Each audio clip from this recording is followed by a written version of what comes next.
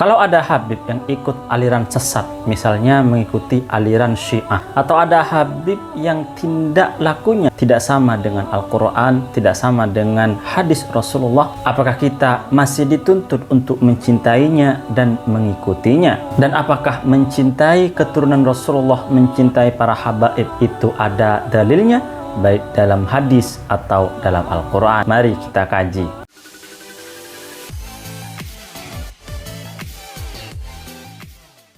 Dalam sebuah hadis yang diriwayatkan oleh Imam At-Tirmidzi, dan Imam At-Tirmidzi menilai hadis ini adalah hadis hasan, disebutkan bahwa Rasulullah Shallallahu Alaihi Wasallam bersabda, "Ahibbullaha lima yaudukum min ni'amihi, wa ahibbuni bihubbillah, wa ahibbu ahla baiti lihubbi." Artinya, cintailah Allah karena Dia memberi nikmat kepada kalian. Cintailah aku dengan dasar cinta kepada Allah. Maksudnya adalah karena Allah mencintaiku, dan cintailah keluargaku karena cintaku. Dalam hadis ini kita diperintah untuk mencintai 3 objek. Yang pertama adalah mencintai Allah Subhanahu wa Ta'ala, Allah yang menciptakan kita, Allah yang telah memberi ribuan nikmat kepada kita mulai kita lahir sampai kita sekarang, mulai dari ujung rambut sampai ujung kaki. Maka kita mencintai Allah atas semua itu. Yang kedua, kita diperintah untuk mencintai Rasulullah Sallallahu Alaihi Wasallam. Kenapa?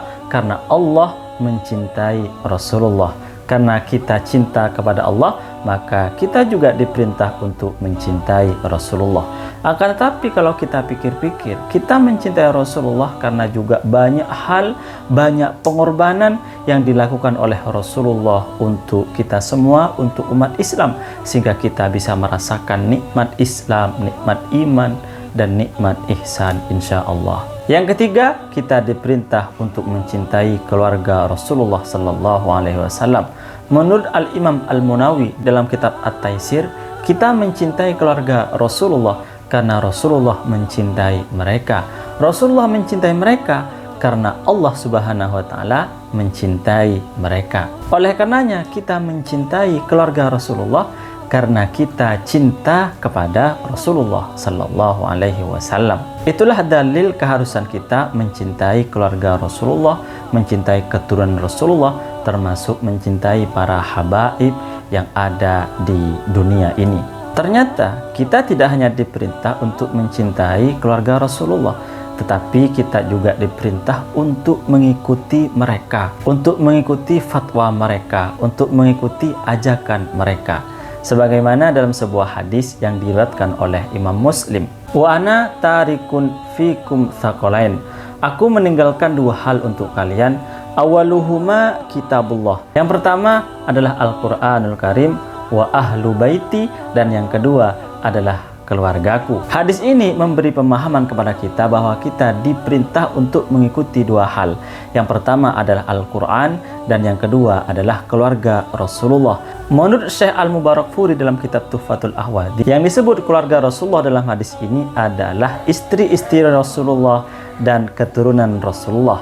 Berarti para habaib di Indonesia juga masuk dalam hadis ini. Lantas pertanyaannya, kenapa kita harus mengikuti keluarga Rasulullah, harus mengikuti keturunan Rasulullah?